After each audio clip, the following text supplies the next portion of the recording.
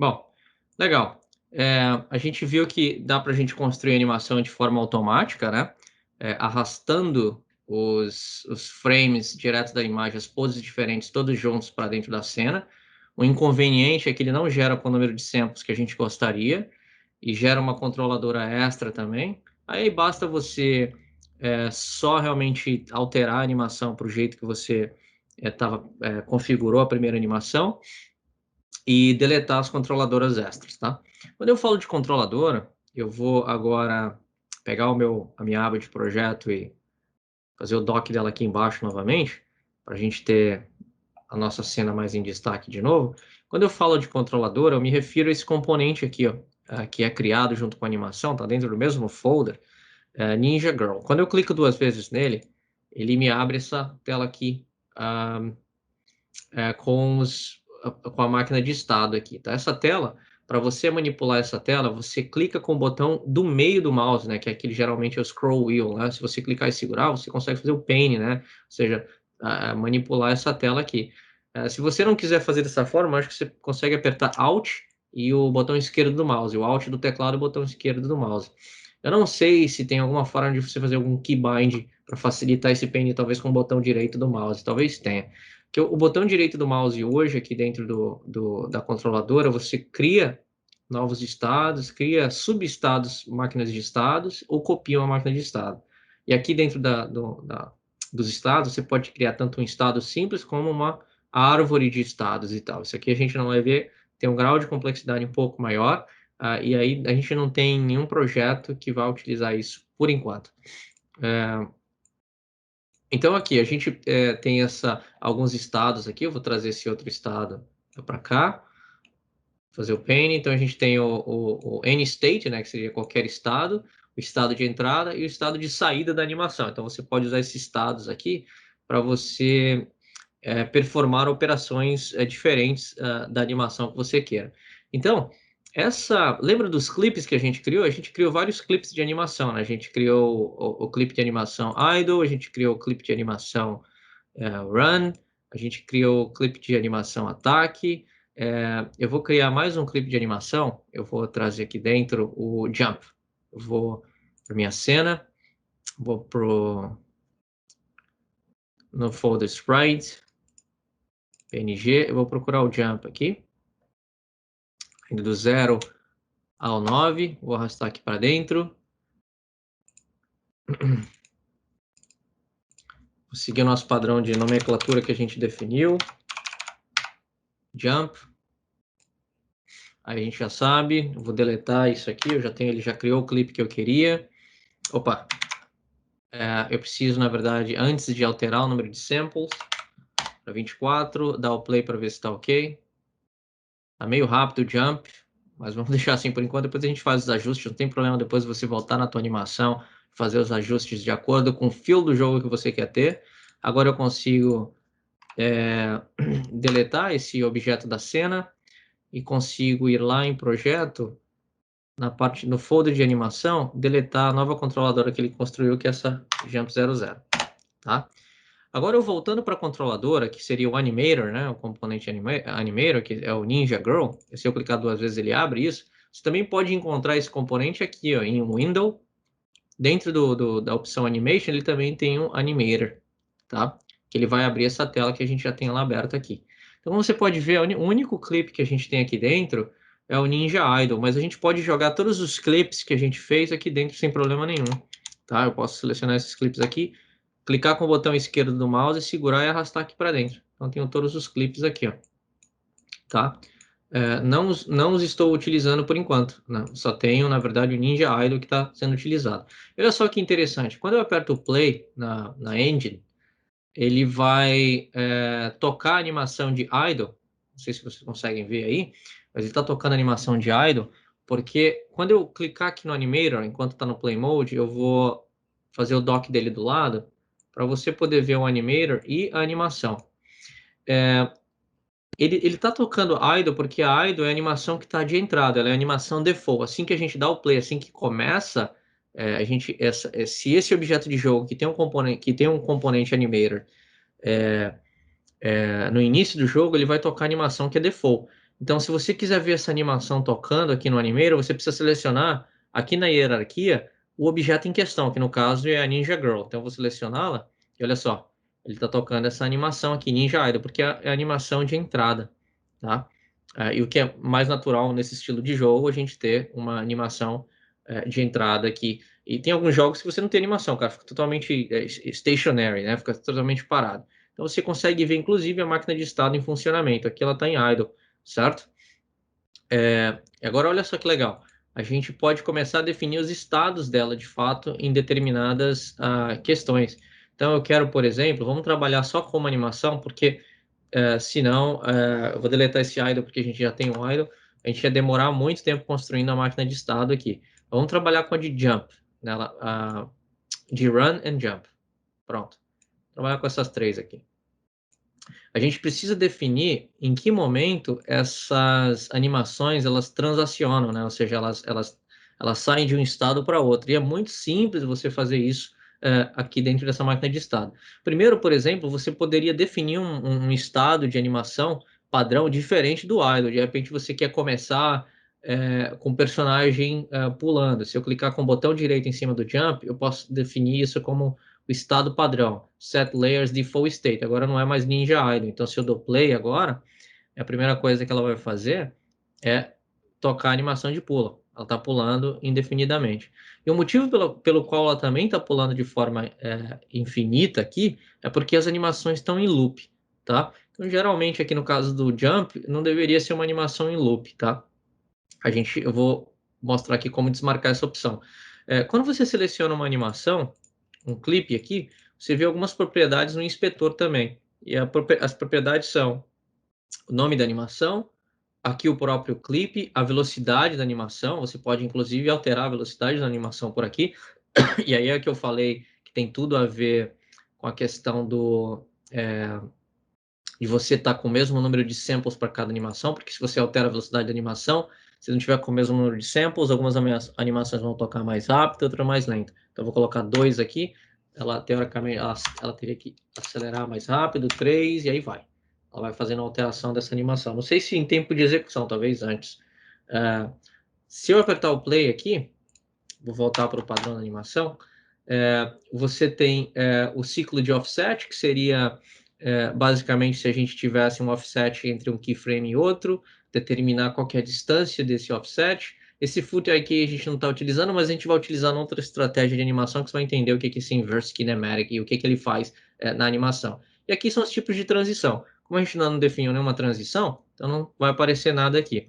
Olha só, a gente vai voltar para o idle como animação padrão. Eu posso setar idle como animação padrão. E agora a gente quer definir as transições entre idle e run. Quando é que ela começa a correr, certo? Eu clico com o botão direito do mouse em cima de idle e clico make transition. Ele cria essa seta aqui.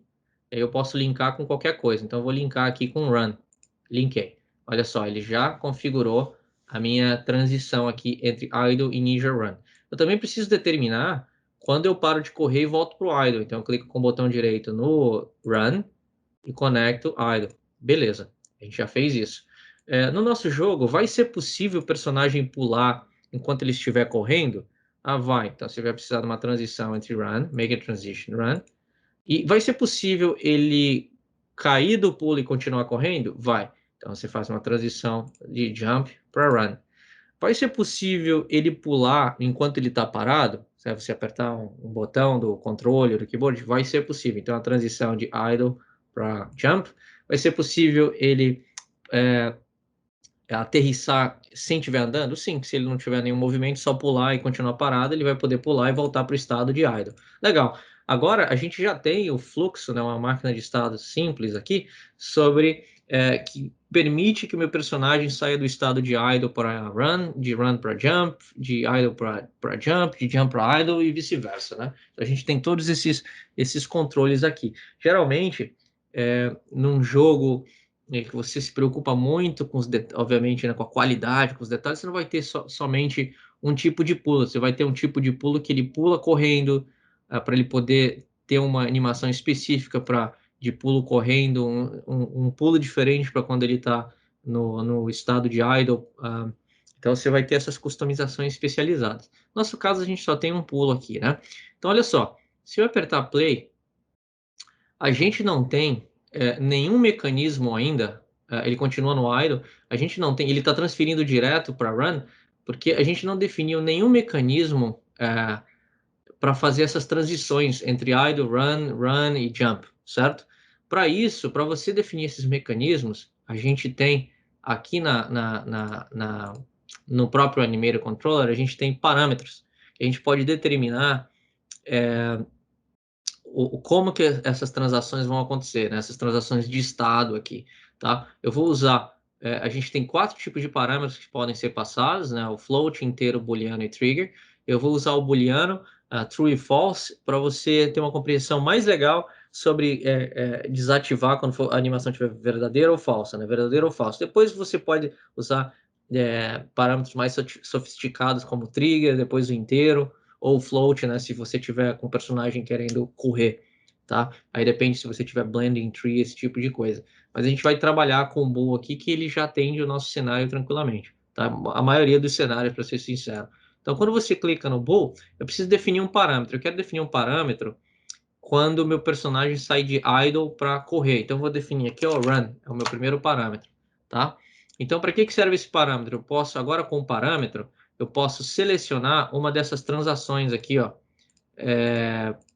de mudança de estado. Então, essa seta que eu acabei de selecionar, que você está vendo aqui em azul, ela é a transição entre idle e run.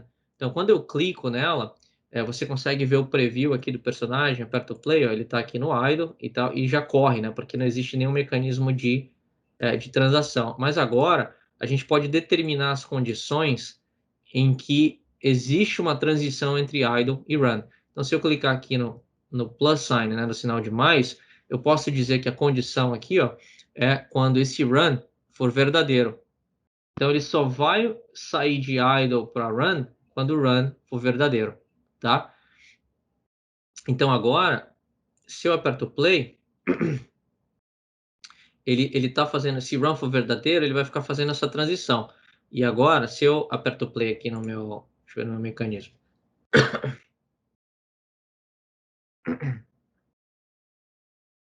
ele já começa a fazer umas transições esquisitas, porque a gente já determinou naquele estado ali que ele só vai passar para aquele estado quando a gente tiver flagado como true, que seria marcar essa opção. Quando a gente marca essa opção, ele pula de forma imediata, ou seta ela para falso. Então a gente precisa determinar as outras regras, tá? Uma outra coisa importante é que quando a gente trabalhando com esse sistema de transição, você tem algumas outras opções aqui em cima que definem o momento em que essa transição acontece, tá? Então, por exemplo, eu quero que essa transição aconteça de forma imediata assim que eu aperto uma tecla. Então, eu vou tirar o tempo de saída da animação, ou seja, independente se ele estiver no meio da animação de idle, eu quero que ele pule, eu quero que ele toque a animação de pulo. Então, eu vou desmarcar essa opção, não tem tempo de saída. E o tempo de transição, mesmo não tendo tempo de saída, ele garante o tempo de transição mínima entre uma animação e outra para que a segunda animação encadeada seja tocada, que no caso é de idle para run, né? Ele quer que tem um tempo de transição entre idle e run. Eu não quero isso, vou deixar isso como 0. Dessa forma, ele vai tocar a animação de idle e a partir do momento que eu clicar numa tecla, clicar na tecla e respeitar essa condição de run aqui, ele vai alterar a animação de forma imediata. Então, a mesma coisa a gente faz para outra seta saindo de run para idle. Então, eu vou clicar nessa transição saindo de run para idle, vou desmarcar o tempo de saída, vou remover o tempo de duração, e agora aqui na lista de condição, ele volta para idle quando o run for false. Tá? Ele volta nessa condição de idle quando o run for false. Tá? E a mesma coisa a gente vai fazer para as outras transições. Então, eu vou clicar aqui de idle para jump. Agora, de idle para jump, a gente não tem uma condição. Então, a gente vai ter que criar uma condição. Então, eu posso clicar nesse sinal de mais aqui, bool, e vou criar uma condição jump, tá? Um jump booleano. Então, nessa transição de idle para jump, eu selecionei essa transição de idle para jump, eu vou tirar o tempo de saída, deixar isso aqui zerado, e vou determinar que ele vai de idle para jump quando, primeiro, run é falso, ele não pode estar correndo, porque ele tem que estar em idle, e quando o jump for verdadeiro. Então, ou seja, quando o jump for verdadeiro e ele não estiver correndo, ele sai de idle para jump, tá? Então, você já vê que tem um pouquinho mais de complexidade aqui, porque você tem que levar alguns estados da máquina de estado que aconteceu, tá? Então, quando eu selecionar a opção de volta do Ninja Jump, eu vou clicar nessa opção, vou marcar sem saída, vou remover a transição e vou colocar as condições. Ele só pode voltar, para ele voltar de jump para idle, o run tem que ser false, continuar falso, né? E ele tem que, o jump vai ter que ser falso. Então essas são as condições para ele transacionar de idle para jump e jump para idle. E agora a gente tem mais duas transações para a gente estar resolvendo, que é de jump para run e de run para jump. Quando é que ele pode correr e pular, né? Então, se eu marcar aqui de correr e pular, novamente, vou desmarcar essa opção, vou setar para 0 e vou colocar as condições. Ele só pode correr e pular quando o correr for verdadeiro, ele estiver correndo, e quando for jump, for verdadeiro também, tá? Agora, como é que ele pode sair do pulo e voltar para correr? Eu vou clicar nessa transição, desmarcar o tempo de saída, setar o tempo de duração para 0, clicar no sinal de mais, ele volta para o tempo, ele sai do estado de jump para corrida quando ele ainda continua, quando ele está correndo, quando o run é verdadeiro, só que agora o jump é falso. Então ele não está mais correndo.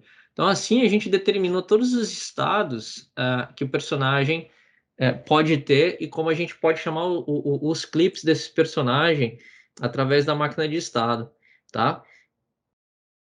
Agora, você pode ver, depois que a gente definiu todos esses estados, ele está aqui, ó, no idle de forma contínua, porque para ele transacionar de idle para run, agora o run tem que ser true, então eu clico aqui em true, ele já transacionou, percebeu? Então isso é uma forma de você, inclusive, debugar se as transações, as transições de estado para estado estão funcionando. Então, se eu desmarcar run agora, ele teria que voltar para idle, então está perfeito. Agora, olha só, se eu estou em idle e aperto jump, ele tem que descer para cá, senão temos algum problema. Então tá certinho, ó. Ele está vindo para jump, certo? Se eu desmarco o jump e não estou correndo, ele volta para idle. Perfeito. Agora, se eu estou correndo e aperto jump, ele tem que sair de run para jump. Perfeito, aconteceu isso. Então, se eu continuo correndo e aperto jump, seto jump para falso, ele volta para correndo. E aí, se eu seto run para false também, ele volta para idle. Então, nosso sistema de máquina de estado aqui, de ações, está funcionando perfeitamente. A gente debugou, está do jeito que a gente queria, certo? Agora, está na hora de a gente trabalhar um pouco sobre como movimentar esse personagem, né? Falar um pouco sobre, já que a gente discutiu sobre o componente de animação, a máquina de estado e sprite sheets, está na hora de a gente falar sobre movimentação básica e começar a dar vida para esse personagem e entender o sistema de input. Para a gente fechar depois com animação usando o IK, que aí vai demorar um pouquinho para a gente fazer o rigging do personagem inteiro. Mas vamos lá, vamos falar sobre o sistema de input primeiro, que eu acho mais importante. Eu vou criar na Ninja Girl, eu vou remover esse animator daqui, fazer o dock aqui junto, para a gente ter a cena de volta em questão. Na Ninja Girl, se eu der o play, não vai acontecer nada com ela. O motivo pelo qual não vai acontecer nada, ela vai estar com a animação idle aqui, porque a gente não tem física nesse personagem, a gente não tem nenhum componente de física, não tem nada fazendo com que ela reaja às condições do ambiente. Então, para a gente fazer isso, a gente precisa selecioná-la e precisa adicionar alguns componentes nela. O primeiro componente é o do Rigid Body, 2D no caso, né? A gente está trabalhando com 2D, então vou adicionar o Rigid Body 2D. Esse componente, ele é responsável por adicionar física ao personagem, ok? Então, se eu apertar o play aqui, ela tem que cair, porque agora a gente tem gravidade. Legal, o personagem caiu. Agora, seria legal a gente criar um chão aqui, né, para permitir que ela não caia de forma indefinida aí pelo mapa. Então, vou criar uma pasta aqui em branco, um arquivo, um objeto de jogo em branco. Novamente, tomar o cuidado de você sempre reiniciar a posição dele, reset, na posição 000, e vou nomear esse arquivo aqui de ambiente, só para deixar a nossa hierarquia organizada. Ele não vai ter nada. Agora, dentro dele, eu vou criar um outro objeto, eu vou selecionar um objeto de jogo 3D, porque o objeto de jogo 3D ele tem uma representação visual, então eu vou colocar um cubo aqui, resetar a posição dele, nesse caso está no 000, e vou colocar ele aqui embaixo, tá? E vou criar ele como se fosse o nosso chão, posicionar ele como se fosse o nosso chão. E olha, e repara só, quando a gente adiciona um cubo 2D, ou 3D, perdão, ele vem com Box Collider 3D. Se eu der o play, o meu objeto de jogo vai passar por ele por dois motivos. Primeiro, porque a Ninja ela não tem um Box Collider. Segundo, o Box Collider do chão é um Box Collider 3D. Eu vou adicionar um Box Collider na Ninja Girl, vou clicar nela e vou adicionar um outro componente chamado Box Collider. Melhor que Box Collider, eu vou adicionar o Capsule Collider. Depois a gente vai explicar melhor na próxima aula sobre esses colisores e as diferenças entre eles e a importância de cada um. Vou adicionar o Capsule Collider 2D, que é uma cápsula que permite que o personagem tenha colisão com o ambiente externo. E tem um motivo pelo qual eu uso o Capsule Collider ao invés de Box Collider, tá? Para esse tipo de personagem. Nesse componente Capsule Collider, a gente consegue alterar o offset dele, o tamanho dele no eixo X, o tamanho dele no eixo Y e tal, para caber realmente no tamanho do personagem. Então, eu vou alterar aqui o tamanho dele, a largura dele, e vou alterar o offset dele para ele estar um pouquinho mais aqui embaixo. Tá vendo? Não está cobrindo o pé dela, então acho que eu vou ter que alargar mesmo esse cara por causa do pé dela. Então, eu vou mexer no offset aqui. E você pode também criar vários sistemas de colisão juntos do teu personagem sem problema nenhum. Você pode, o que eu quero dizer é o seguinte, você no mesmo personagem você pode ter mais de um sistema de colisão, mais de um collider, tipo de collider, e você fazer um que a gente chama de composition collider, tá? Eu explico, na próxima aula a gente explicar sobre colisores, a gente vai falar sobre tudo isso, vantagem e desvantagem, qual que é a melhor approach em termos de colisores, tá? Então eu criei aqui um colisor, e é um colisor 2D, né? Se eu apertar play aqui, teoricamente eu deveria, como eu tenho um sistema de física mais um colisor, eu deveria colidir, mas eu não estou colidindo com o chão, porque o chão ele veio com Box Collider, não Box Collider 2D. Então, o que é isso? Se eu clicar na cena, não sei se você consegue ver, mas ele tem uma linha verde aqui. Essa linha verde é a linha de colisão, que permite colisão. Então, eu vou desmarcar essa opção. Eu vou minimizar. Você não consegue mais ver esse highlight verde aqui, porque a gente não tem mais sistema de colisão. Mas se eu marco de novo e maximizo, aparece esse highlight. Eu vou remover esse componente de colisão, Box Collider, porque é um Box Collider 3D. Vou remover esse componente e vou adicionar um componente para esse floor aqui, chamado Box Collider 2D, tá? Agora a gente tem a mesma linha verde, mas a diferença, se eu desmarcar essa opção 2D e for para o mundo 3D, você vai ver que eu, basicamente agora eu só tenho uma linha circulando o objeto. Por quê?